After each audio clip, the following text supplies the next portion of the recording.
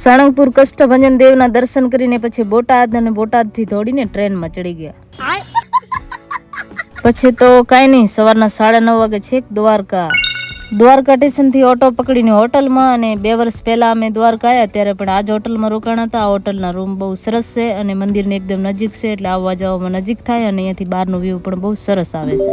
હોટલમાં પહોંચીને નાઈ ધોઈ લીધો. પછી મારી લીપાપોતી ટાઈમ અને જેકીને લાગી હતી જોરદાર ભૂખ.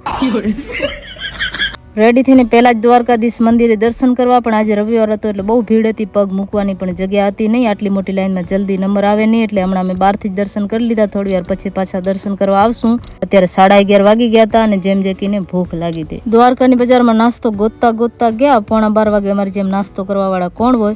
જલેબી ફાફડા ને ગોટા ચટણી મળ્યા. નાસ્તા વાળા ભાઈ કે જલેબીના તો ખાલી ટુકડા વધ્યા છે. જલેબી તો જેમ જેકી ખાધી નહીં, હું એકલી ખાઈ ગઈ, જેટલી હતી એટલી.